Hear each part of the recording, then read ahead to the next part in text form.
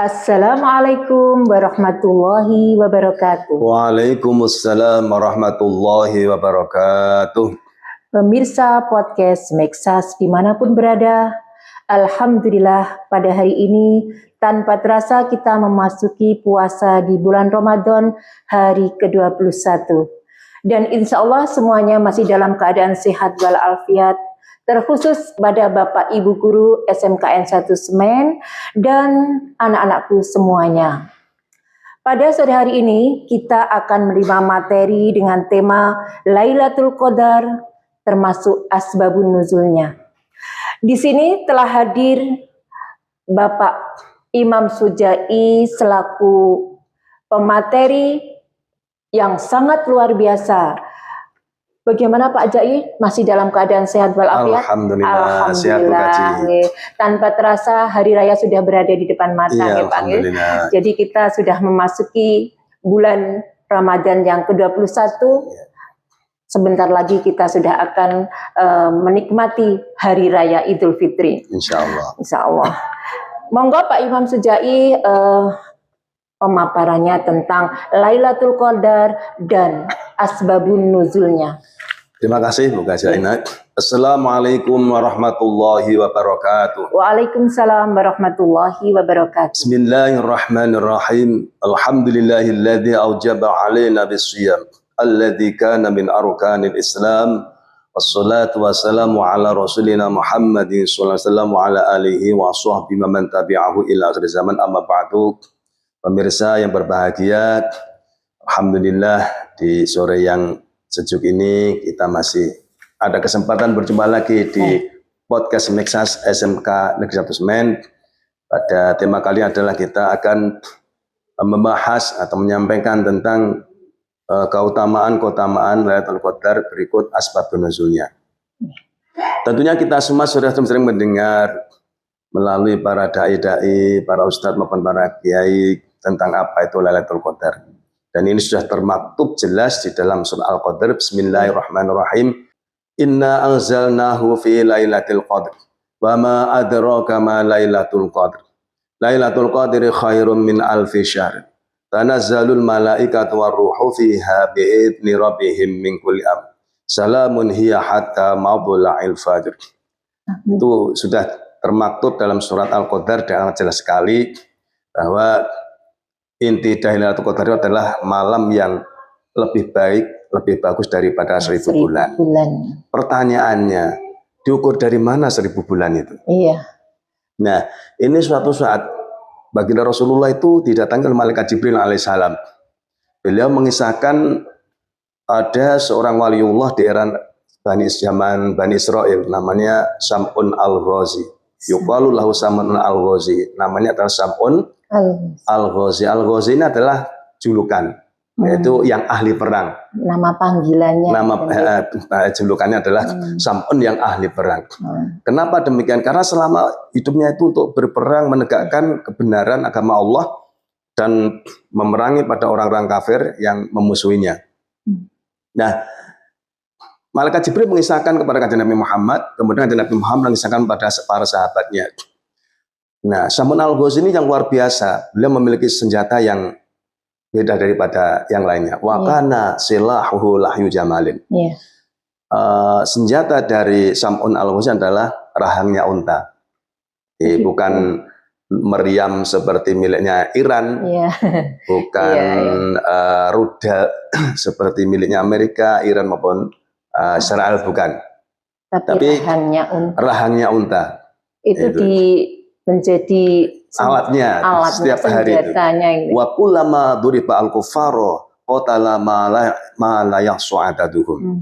Nah, alat yang namanya rahang unta ini ketika dipukulkan pada orang kafir, maka matilah yang tidak terhitung jumlahnya. Subhanallah. Kalau sekarang mungkin melebihi dari rudalnya Iran barangkali.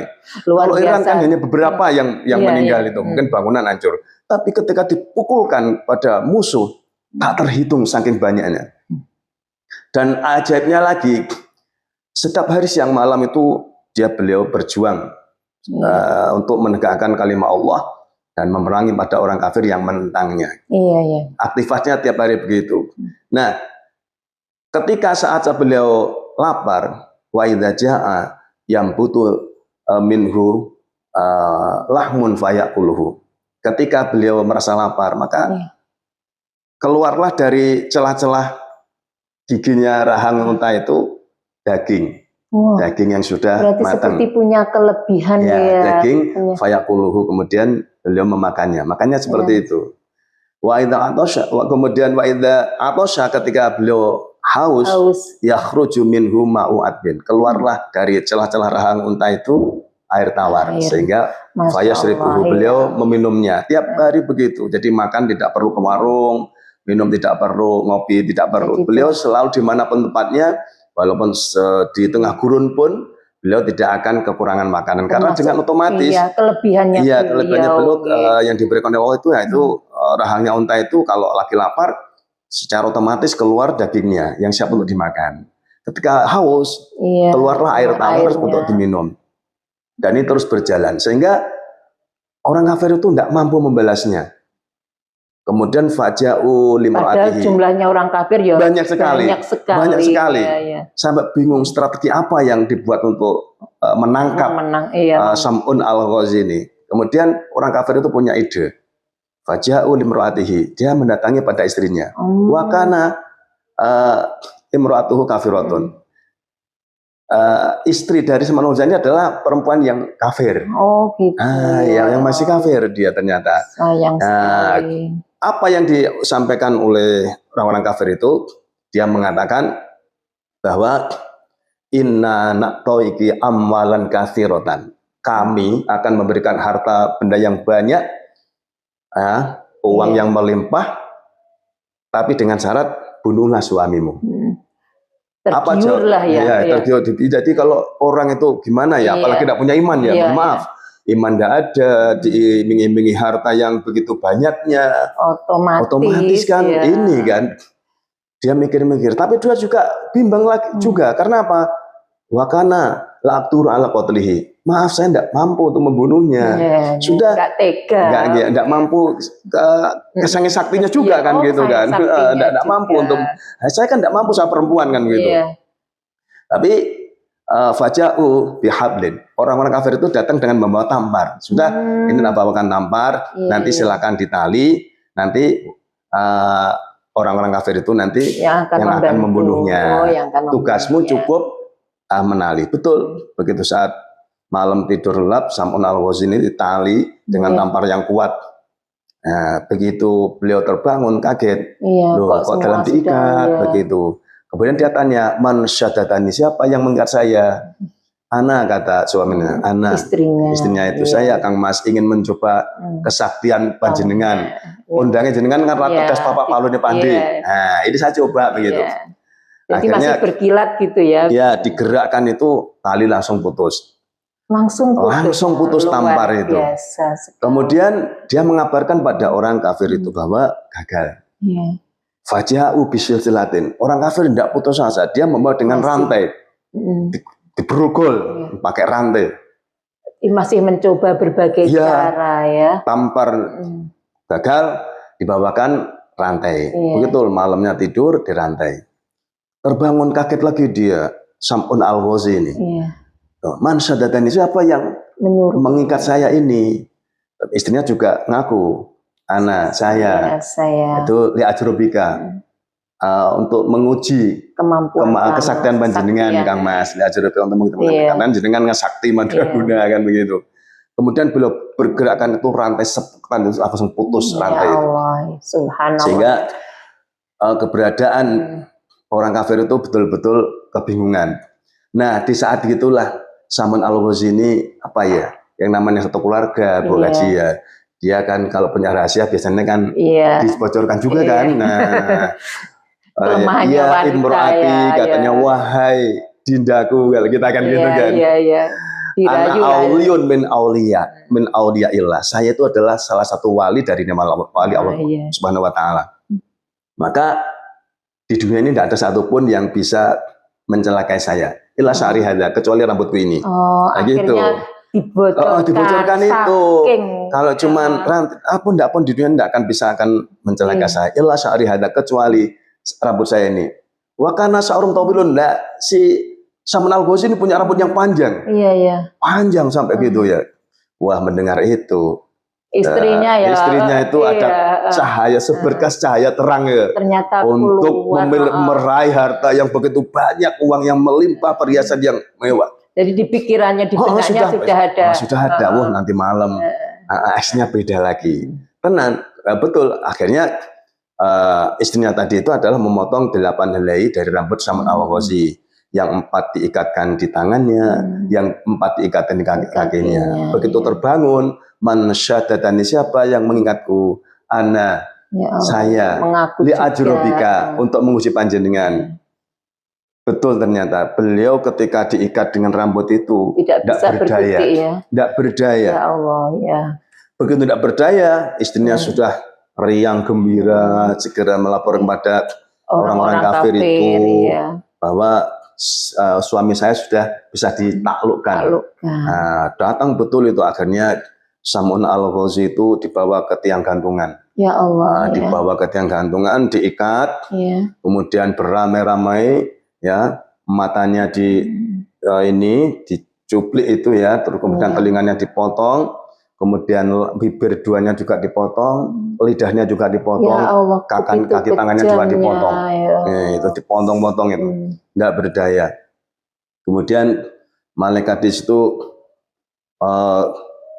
nawari istilahnya itu, apa yang kau minta. Kemudian saya mohon pada Allah supaya bisa menggerakkan tiang gantungan ini. Betul, doanya dijawab oleh Allah, digerakkan tiang gantungan itu roboh seketika, dan orang-orang yang di dalamnya termasuk istrinya mati bersama orang-orang itu. Itulah bahaya berkhianat sebelum berhaji. Dia emas uangnya yang itu tidak dapat, justru malah ikut tertimbun mati bersama dengan orang kafir. Itulah orang-orang berkhianat itu seperti itu akibatnya. Jadi istri tapi mengkhianati suaminya. Sudah hadiah nggak dapat, malah ikut mati, terkubur di situ bersama harta bendanya juga. Terus kalau dikaitkan dengan Lailatul Qadarnya ini, nah, peristiwa itu kemudian masih berlanjut, yakni ketika itu kemudian Allah mengembalikan organ tubuh Salman Al-Ghazi. Berarti yang sudah terpotong-potong di telinga dikembalikan lagi, lidahnya dikembalikan, kedua bibir dikembalikan, tangan kedua dibalikan, kakinya dikembalikan. Nah, setelah dikembalikan, beliau langsung melakukan puasa, Bu Aina. Puasa itu siangnya puasa, malamnya qiyamul lail sepenuh. Subhanallah. Malam puasa, siang puasa, malam qiyamul lail sampai subuh. Ya Allah. Dan itu dilakukan terus sampai 1000 bulan. Subhanallah. Mendengar sekali fabaka, kemudian sahabat itu pada menangis. Hal tadri ya Rasulullah, apa jenengan tahu ya wahai Rasulullah, betapa besarnya pahalanya siang puasa, malamnya tahajud sampai semalam suntuk. Subhanallah. Seorang sahabat ketika dikisahkan Kanjeng Nabi itu, beliau sangat menangis dan bertanya, hal tadri ya Rasulullah, apakah panjenengan tahu berapa besar pahalanya? Apa jamnya Rasulullah? Adri, saya juga nggak tahu. Nah, inilah sebab nuzulnya. Kemudian turunlah ayat itu. Ya Muhammad, wahai Muhammad, sungguh rakaataini min ummatika khairun min ibadati alfi syahri.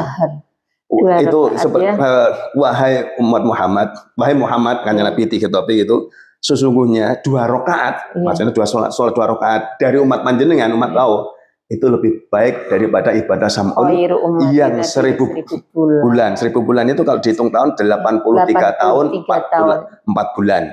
Itu lebih baik itu 4 bulan. Itu 1000 kita bulan. Aja belum tahu. Belum tentu. Belum tahu.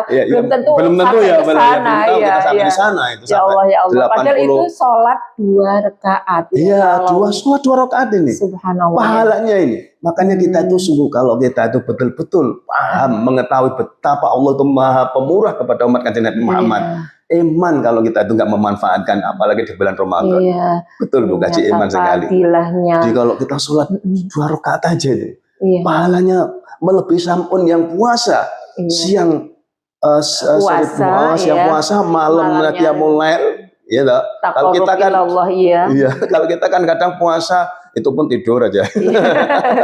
Iya, apalagi kalau misalkan sudah mendekati hari raya seperti ini Pak, godaannya semakin banyak. Mal-mal juga sudah yang ramai mal-mal itu. Para emak-emak sudah berburu. Sudah berburu kepada tempat-tempat belanja kan. Mestinya tidak begitu. Iya, ya bolehlah kita itu hari raya untuk Padahal di situlah ya Pak ya, detik-detik terakhir ya. Sesungguhnya Lailatul Qadar ini memang para ulama juga berpendapat itu adalah diturunkan itu sesuai penelitiannya ya para ulama itu kan malam-malam ganjil itu. Walaupun sebagian ulama juga mengatakan taruhlah satu di antara 30 dari bulan Ramadan. Kenapa Allah tidak membocorkan? Ya karena biar ada semangat yang sama gitu. Termotivasi. Iya, termotivasinya biar sama dari awal sampai akhir itu semangatnya untuk qiyamul lail, semangat tadarus Al-Qur'an, semangat untuk sedekahnya, semangat berbaik kepada tetap sesama itu biar tetap istiqomah terawihnya meskipun kan sudah mendekati akhir-akhir sudah mendekati akhir. Terkadang mohon maaf di kita itu kan ramai terawih itu kalau di awalnya saja. Untuk akhirnya yang ramai biasanya mal-mal itu yang ramai, terawihnya semakin kan tinggal satu shop aja Pak. Itu kan juga sangat disayangkan sekali. Iman sekali. Jadi istilah asbabun nuzulnya surat Al-Qadar itu diturunkan bahwa memang dulu itu di zaman Bani Israel ada wali namanya Sam'un al-Ghazi. Dan dikisahkan di riwayat lain menjelaskan beliau juga ada yang mengisahkan adalah sebagai nabi. Sehingga kanjeng Nabi Muhammad itu pernah tersenyum sendiri. Ditanya oleh sahabat, "Wahai Rasulullah, kenapa jenengan tersenyum sendiri?" Ternyata gini, saya itu tersenyum melihat ada nabi sebelum saya. Dia itu masuk surga sendirian tanpa membawa umat itu. Tanpa umat. Ternyata sebagian ulama menafsiri termasuk ada Sam'un al-Ghazi ini karena tidak punya pengikut dulu. Tidak punya pengikut.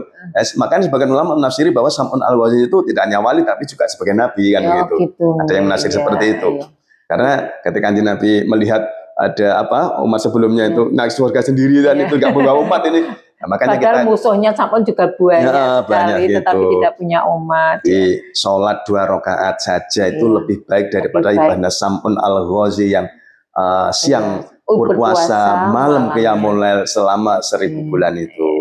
Makanya mudah-mudahan Bu Aina kita semua bisa mengisilah ya sesuai dengan kemampuan kita. Apakah ada tarawihnya, witirnya, kemudian tadarusnya dan sebetulnya kita itu mohon maaf tidak mengurangi aktivitas kita kalau kita tadarus. Taruhlah kalau gini kita sebagai misalkan pekerja mau berangkat kerja itu harus terus nggak apa-apa. Jadi dari rumah itu misalkan ya kita beres kulhu surat Al-Ikhlas sampai lokasi proyek atau kita misalkan proyek. Kalau kita ke sawah berarti juga ke sawah itu sudah dapat berapa ratus saja sambil jalan. Ini kan memanfaatkan waktu kita. Terkadang ini orang itu kalau sudah jalan ya jalan itu tok.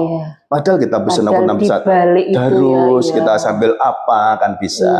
Inilah makanya orang yang betul-betul bisa memanfaatkan waktu itu ya orang yang betul-betul beruntung ada waktu sekecil apapun dimanfaatkan.